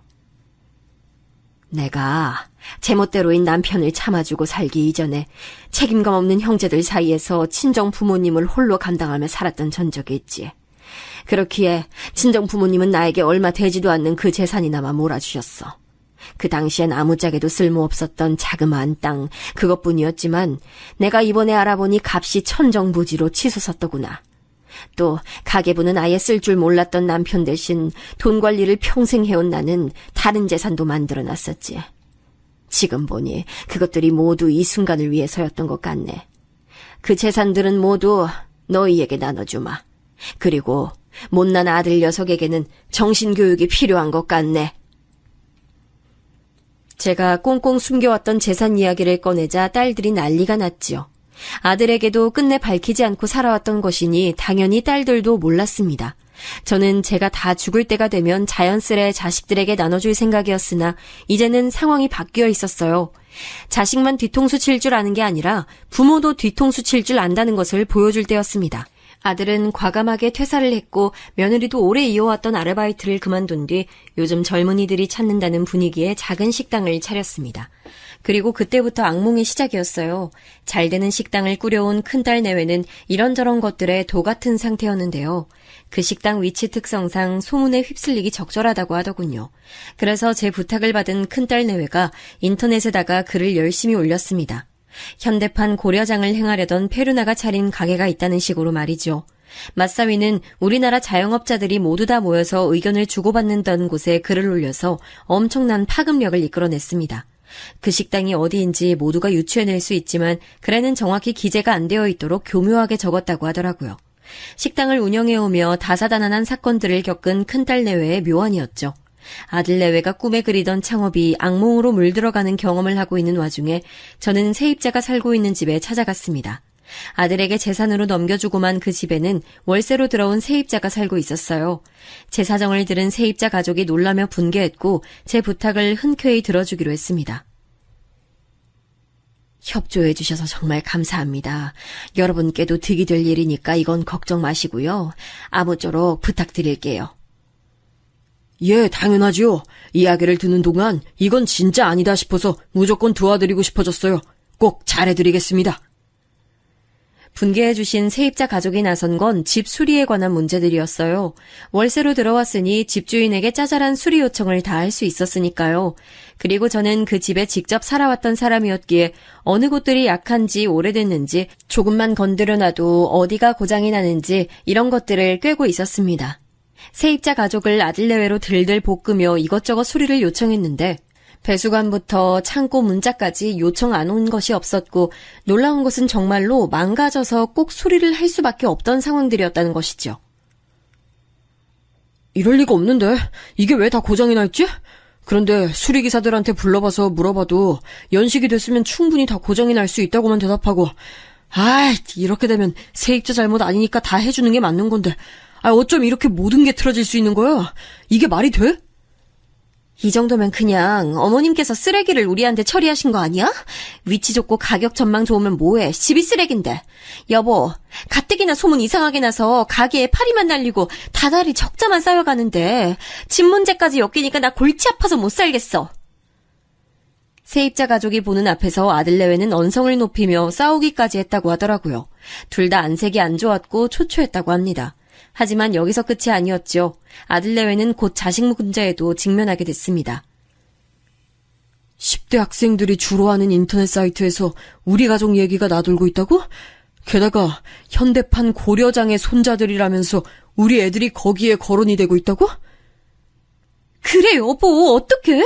소문 다 나서 학교 친구들이 놀려댄다고 지금 우리 애들 난리도 아니야. 기숙사에서 못 살겠다고 해서 일단 내일 나오는 걸로 해놨어. 그 기숙사를 얼마나 힘들게 그 경쟁률 뚫고 보내놨는데 그깟 소문 하나 무서워서 나온다고? 이런 나약한 놈들을 봤나? 나약한 놈들이라니? 여보, 우리 애들 지금 일주일 만에 몸무게가 3kg씩 빠졌다고 하잖아. 스트레스 받아서 공부도 안 된다고 하는데 나약한 놈들이라니. 여보, 지금 말 다 했어? 자기 아버지에게서 들어왔기에 너무 싫었던 그 말을 자기 자식에게 똑같이 물려주다니 제 아들 참 대단하다고 생각이 들었네요. 며느리가 자기 자식들을 끔찍하게 아끼는 모양이었는지 자꾸 신경이 예민해진 상황에서 아들이 자기 자식들을 나쁘게 건드리자 점차 폭발했나 봐요. 같이 장사를 운영할 수 있을 리가 있나요? 장사는 흐지부지 되더니 곧 가게를 내놓게 됐고요. 부부싸움으로 감정의 골이 깊어져서 이혼을 준비하고 있다는 얘기가 들려왔습니다. 아들은 분노에 차서 딸들에게 거품 물고 따졌어요. 야, 다 너희들 짓이었지? 내가 엄마한테 좀 섭섭하게 굴었다고 해서 너희들이 나한테 이래도 되는 거냐? 하나뿐인 오빠한테 너희들이 이래도 되는 거냐고? 오빠가 그런 상식을 따지는 사람일 줄은 몰랐네. 상식을 몰라서 그렇게 군 게 아니었나 봐. 하지만 큰딸은 피식 웃으면서 아들을 한 번에 쳐냈죠. 자존심이 몹시 상한 아들은 앞으로 잘 먹고 잘 살 거라며 큰소리쳤지만 양육권을 며느리가 가져가게 되면서 살던 집도 이혼 과정에서 아들은 빼앗겼고요. 있던 재산 그 현금들은 장사 말아먹고 세입자에게 수리비로 물어주느라 한 푼도 남아있지 않은 상태였습니다. 며느리 또한 이혼 때문에 자기 친정 식구들하고 엄청 싸워서 사이 다 갈라진 것으로 대략 들었습니다. 이제 오갈 데도 없는데 세입자들 계약 기간은 왜 이렇게 많이 남은 거야? 난 우리 애들한테 인정받는 멋진 아빠로 사는 게 낙이었는데 이제 그게 없어졌다니 한순간에 내가 이렇게 몰락할 수 있는 건가? 눈물로 한탄하던 아들이 저를 찾아온 건 당연한 수순이었을지도 모르겠어요. 아들은 제 앞에서 무릎을 꿇으며 눈물을 흘렸습니다. 힘들어요, 엄마. 그리고 힘든 건 너무 외로워요. 가슴이 허하고 지금 상황에 모든 게 외로워요. 엄마, 제가 잘못했습니다. 이렇게 얼굴 보니까 좋구나. 내가 이젠 제주도로 넘어가서 살 작정이라 아무래도 거기가 섬이니까 앞으로 얼굴 보기 힘들 텐데 오늘 봐둬서 좋네. 볼일 끝났으면 얼른 가보고 해 떨어졌어. 엄마, 이게 끝이에요? 나 위로 안 해주세요? 엄마의 효자 아들을 이렇게 보시고도 이걸로 끝내신다고요? 울컥해서 따지던 아들은 이내 입을 다물었어요. 자기도 민망했겠죠. 효자라니 말이에요. 씩씩거리며 가버렸던 아들은 며칠 뒤 자기가 저에게서 받아냈던 재산, 그 집은 위치 때문에 인기가 많긴 하나 그에 비해 매매가가 형편없이 안 오르고 있으며 저에게 다른 재산들이 있었고 그걸 이미 자기 동생들이 나눠 가졌다는 사실을 알고서는 발작을 내댔습니다. 큰딸이 자기 애들을 유럽 여행 보내줬는데 그걸 어떻게 알고서 아들이 배알 꼴려서 시비를 걸었다가 큰딸이 실토한 진실을 듣고 난리가 난 것이었죠. 후회로 몸부림을 쳤지만 이미 늦은 뒤였습니다. 세상엔 몸소 겪어야만 깨우쳐지는 것들이 있는 모양이에요. 제가 지금까지 살면서 느낀 바로는 그런 것 같습니다.